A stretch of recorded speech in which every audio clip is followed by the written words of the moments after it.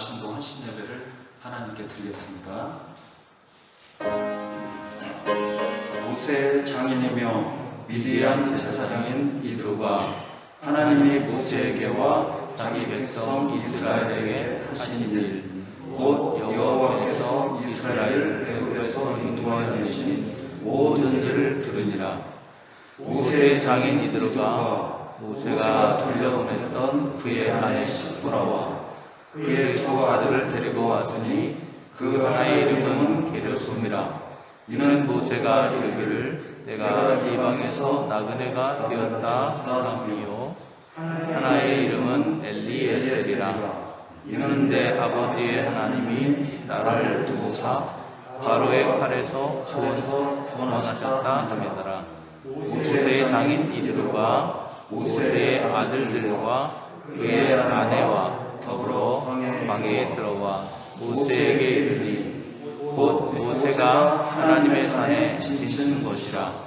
그가 모세에게 말을 전하되 내 장인 나 이드로가 내 아내와 그와 함께한 그의 두 아들과 더불어 내게 왔노라.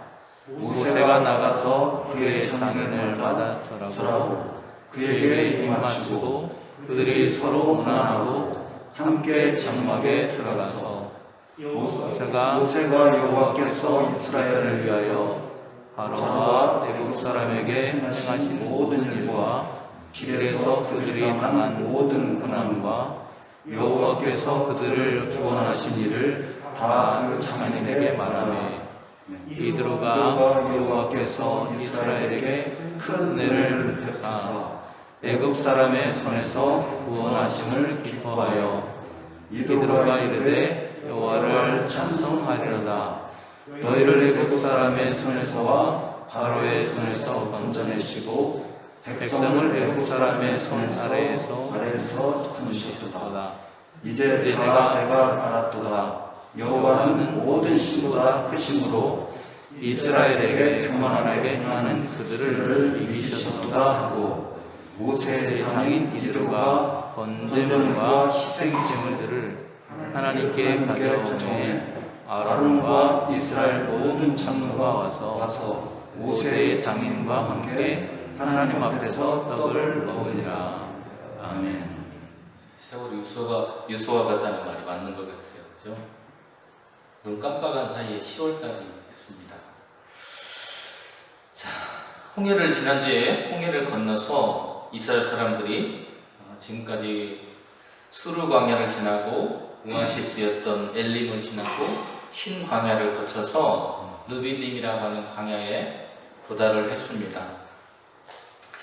르비딤 광야에서 이제 신의 광야로 들어갈 참인데 르비딤 광야에서 두 번의 시련을 겪습니다. 하나는 마사와 모리바 사건을 통해서 물로 인해서 어려움을 겪고요. 또 한 번은 지난 시간 우리가 함께 묵상했던 아말렉과의 싸움을 통해서 또 한 번의 그런 시련을 겪는 이야기를 우리가 함께 나누었습니다. 이 두 사건을 통해서 하나님께서 우리에게 들려주셨던 말씀은 이스라엘 백성들이 이야기했던 하나님이 우리 가운데 계신가 안 계신가 라고 하는 그 문제에 대해서 하나님은 언제나 우리와 함께하고 계신다 라고 하는 것을 이야기하셨다고 지난주에 말씀을 나눴습니다. 오늘은 모세의 가족들이 다시금 만나는 이야기가 나옵니다. 모세의 가족들이 언제 헤어졌지? 라고 할 정도로 이 사람들이 언제 헤어졌는지 명확하게 나와 있질 않아요. 그래서 어쨌든 그들과 이별했던 모세가 가족들과 이별했다가 다시 만나는 그런 이야기가 오늘 본문 속에 나오는데요. 이 이야기 속에 담겨있는 하나님의 은혜를 이 시간 함께 나눌 수 있었으면 좋겠습니다. 오늘 함께 묵상할 말씀 11절 말씀 함께 읽겠습니다. 이제 내가 알았도다. 여호와는 모든 신보다 크심으로 이스라엘에게 교만하게 행하는 그들을 이기셨도다. 아멘. 자, 누가 방문했을까요? 이드로와 가족들이 방문을 합니다. 지금 이제 어떤 상황이에요? 아말렉과의 전쟁에서 승리를 했습니다. 승리한 이후에 하나님의 구원의 역사에 대한 소식을 주변 사람들이 듣기 시작했는데, 그 소식을 들었던 사람들 중에 속해 있던 모세의 장인과 가족들이 있었다는 거예요. 이드로가 모세의 가족과 함께 모세를 찾아왔다는 것이 오늘 본문의 이야기의 시작입니다. 그는 모세의 장인이면서 미디안이라고 하는 곳의 제사장이었다고 소개를 하고 있어요. 미디안은 우상을 숭배하는 이방 그런 민족 국가입니다. 본문 이야기를 보면 이드로가 모세의 아내인 시보라를 데려왔다라고 하는 그런 장면이 나오는데요. 그런데 이상하게 아까 앞에서도 말씀드린 것처럼 모세가 왜 가족들을 떠나보냈을까라고 하는 의문이 하나 들고요. 그리고 오늘 본문 속에 나오는 그 자녀들의 이름 속에 담겨있는 의미가 무엇일까를 우리가 생각해 보려고 합니다.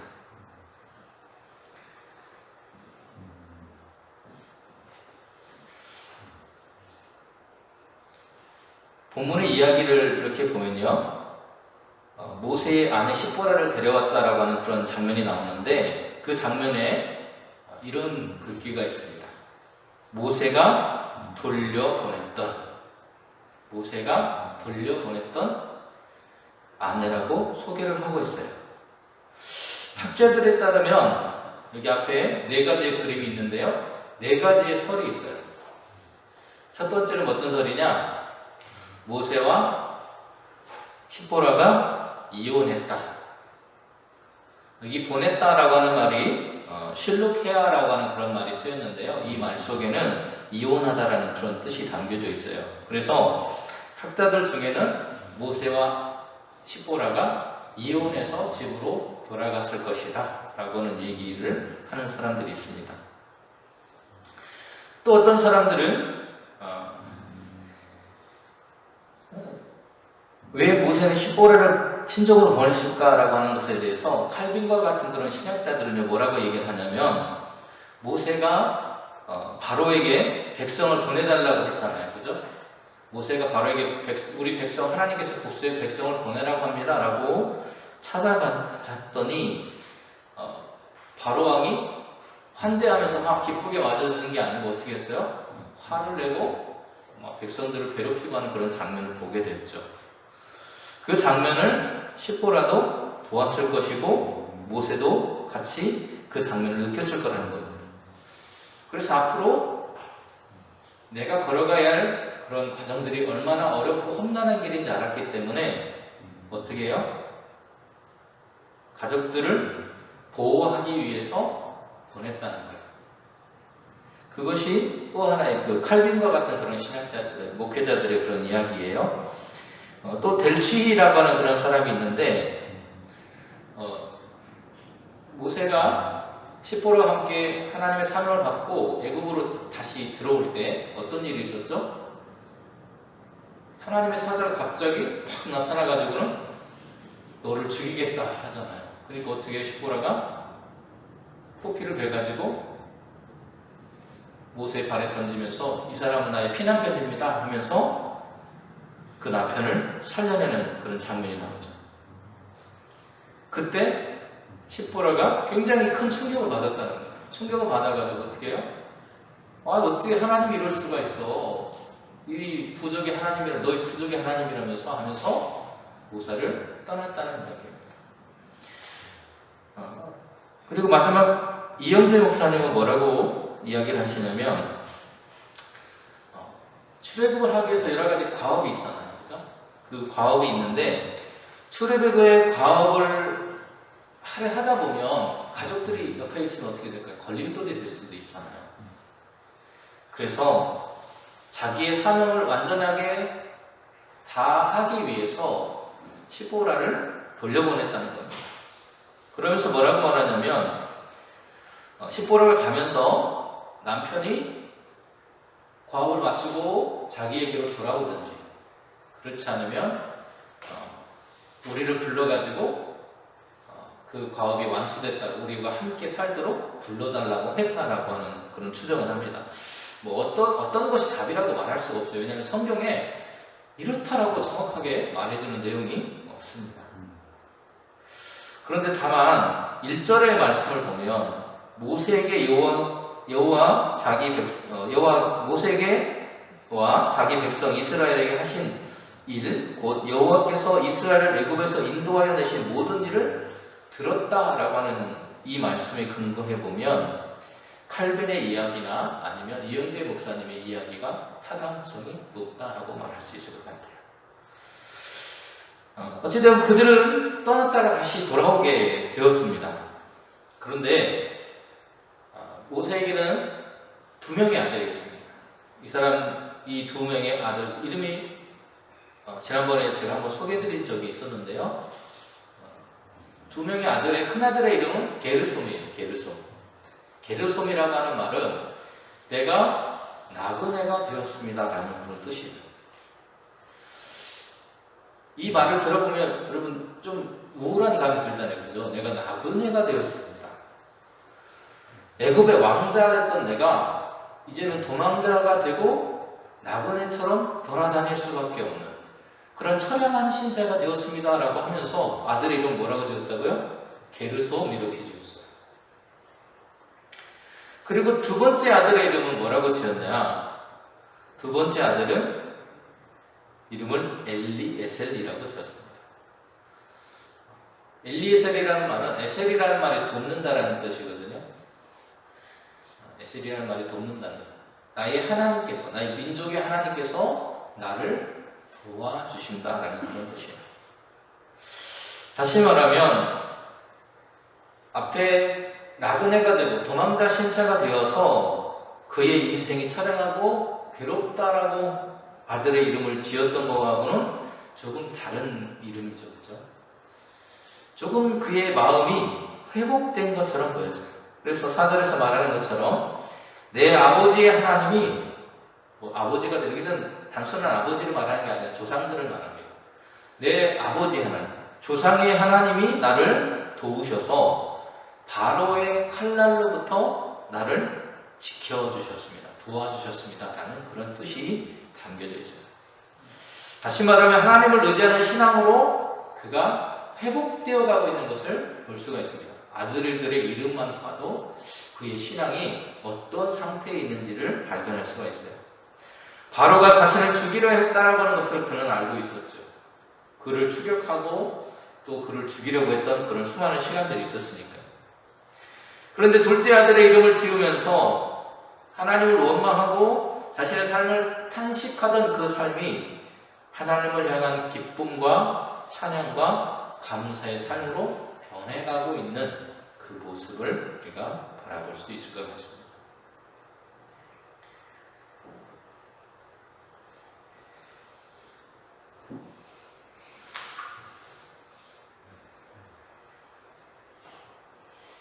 그들은 가족에게로 돌아오게 되었어요. 그죠? 가족에게로 돌아오게 되었는데 앞에서 말한 것처럼 애굽의 손 아래라고 하는 그런 표현이 2번 나오고요. 하나님의 이것은 구원을 강조하는 하나님께서 나를 도와주셨고 나를 이끌어 주셨습니다라고 하는 것을 강조하는 그런 의미에서 애굽의 손 아래에 있었다라고 하는 것을 여러 번 강조하는 그런 모습을 보이기도 합니다. 그 다음에 이 사람들이 가족들이 찾아왔잖아요. 이드로와 그리고 시보라 그리고 게르솜, 엘리에셀이 찾아왔는데 이들이 찾아온 곳이 어디였냐면 하나님의 산이었다고 말을 합니다. 하나님의 산이라고 하는 것은 어떤 특정한 장소를 말할 수도 있는데 우리가 호렙산이라고 말하는 그 산일 수도 있겠지만 크고 높은 산, 당시에 그런 크고 높은 산, 그들이 있었던 그 장소에 크고 높은 산에 진을 치고 있던 바로 그 자리를 말하는 것인가고 볼 수 있을 것 같습니다. 이드로는 애굽에서 인도해 내시는 사건 그리고 하나님께서 구원의 역사를 통해서 그들을 이끌어가고 있다는 그 소식을 계속해서 들었던 것 같습니다. 그래서 그 소식을 듣고 나서 모세에게 축하해주고 싶기도 하고 그의 가족들을 데려다 주기 위해서 르비딤이라고 하는 곳에 모세를 찾아오게 되었다는 거예요. 그때 모세가 이드로를 환대하는 장면이 나오고요. 그리고 그 장면에서 모세가 취했던 그런 세 가지의 그런 요소들이 있습니다. 그것을 살펴보겠습니다. 자, 첫 번째로는 모세가 환대했다고 그랬는데요. 두 가지 행동을 했어요. 하나는 떨어져 있는 기간 동안에 굉장히 수많은 일들이 있었을 거잖아요. 근데 오랜만에 장인도 만나고 가족들도 만나는데 그들에게 인사를 합니다. 인사법엔 두 가지가 있어요. 하나는 앞에 이 왼쪽에 있는 그림처럼 포옹해주는 거예요. 포용하는 거예요. 포용하고 사랑해주는 그 모습을 나타내고요. 두 번째는 입맞춤이에요. 입맞춤. 남자들끼리 뽀뽀하니까 이상한가요? 전혀 이상한 게 아닙니다. 이제 초대교회 전통이에요. 교회의 전통 안에 예배가 끝나고 나면 서로 이렇게 포옹하고 서로에게 안부를 묻는 그런 입맞춤 인사가 교회 안에도 있습니다. 그런 전통이 있어요. 그런 인사를 하고 있는 거예요. 굉장히 환대하고 있는 그의 장인을 굉장히 환대하면서 맞아주고 있는 모습을 발견할 수 있어요.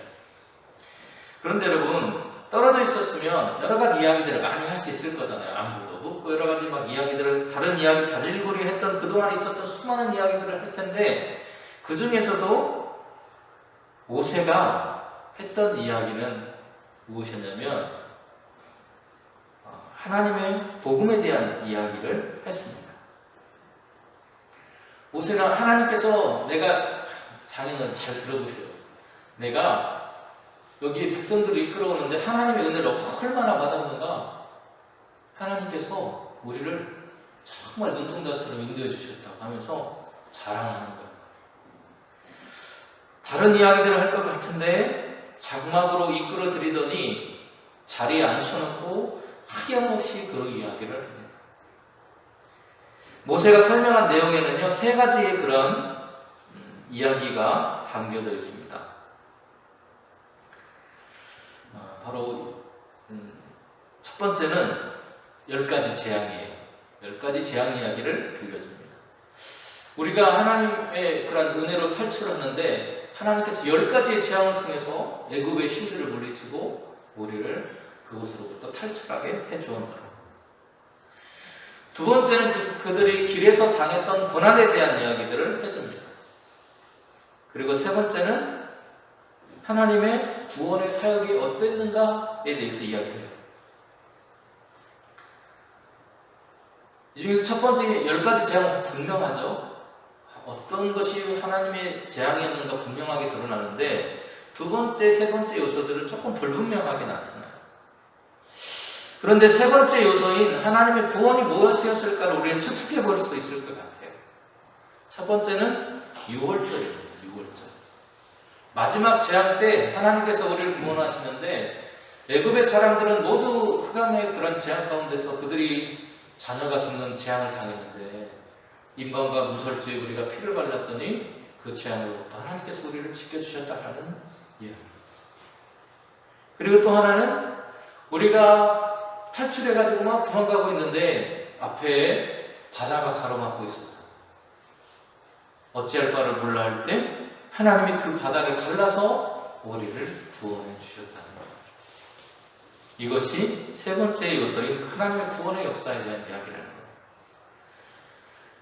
그다음에 두 번째 요소는 좀 불명확긴 한데 길에서 있었던 이야기라는 겁니다. 그런데 이것을 추측해 볼 수 있는 것은 15장에서 17장까지 있었던 광야에서 행진하면서 그들이 겪었던 일이라고 하는 것을 알 수 있어요. 어떤 일이 있었습니까? 목마름이 있었죠. 마라의 생물 사건도 있었고 또 만나가 떨어지는 그 이야기도 있었고 엘림의 그런 이야기도 있었고 또 배가 고파가지고 만나와 매출하게 하나님 주셨던 그 사건들, 또 이방 족속과 오면서 전쟁했던 이야기다. 아말렉과의 전쟁이 있었잖아요. 그죠? 그것처럼 그런 전쟁 속의 이야기들을 했을 거라는 거예요. 모세는 그 어떤 말보다도 먼저 자신과 이스라엘 백성들을 위해서 베풀어 주셨던 하나님의 구원의 은혜에 관해서 증거하는 일, 복음을 전하는 일을 그의 장인에게 했더라는 겁니다. 여러분, 이 장인은 어떤 사람이라고요? 이방인이고 우상을 섬기는 사람이에요.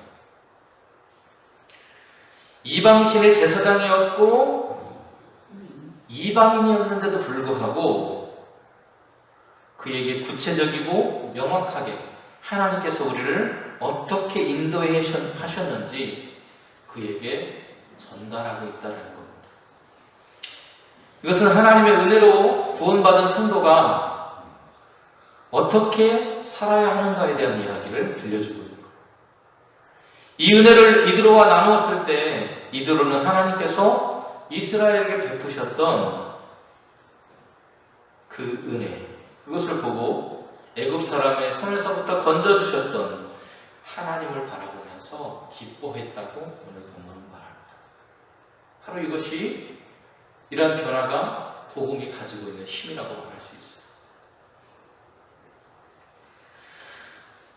이것이 바로 복음의 힘입니다. 하나님을 기뻐할 수 있는 것. 그리고 10절의 말씀을 보면요, 애굽 사람의 손에서, 애굽 사람의 손 아래에서라는 표현을 반복해서 사용하고 있어요. 하나님의 구원 사건에 대해서 힘주어서 강조하고 있는 내용입니다. 이드로는 야훼 하나님을 찬양하게 되었습니다. 복음을 듣고 그가 자랑하는 것을 듣고 하나님을 찬양하게 되었고, 우상 숭배자였던 미디안의 제사장이었지만 이드로는 출애굽 사건의 이야기를 듣고 하나님을 찬양하고 영광을 돌리게 되었다는 거예요. 이처럼 출애굽 사건은요, 세상의 모든 우상 숭배, 이방인들의 신앙을 변화시키는 힘, 복음의 힘을 우리에게 보여주고 있습니다. 그렇게 우리는 기회가 있는 대로 해야 할 일이 있어요. 바로 우리의 가족과 이웃들에게 내가 받은 은혜, 내가 겪은 하나님의 사랑에 대해서 증거하는 삶이 필요하다는 것입니다. 그것을 다른 말로 하면 신앙 고백으로 나아가도록 그들을 도와줘. 모세가 자기가 겪은 은혜를 나누어주고 있어요. 누구에게요? 이드로, 자기 장인인 이드로에게, 이방인에게 나누어줬습니다. 이드로가 그 얘기를 듣고 얼마나 충격적이었을까요? 자기들이 믿는 신도 있었을 거잖아요. 자기들이 섬겨오던 신이 있었습니다. 그런데 그 신보다 이 신이 더 뛰어나다는 것을 깨닫게 됩니다. 모세의 소식을 들은 이드로는요, 여호와 하나님을 인정하게 됩니다.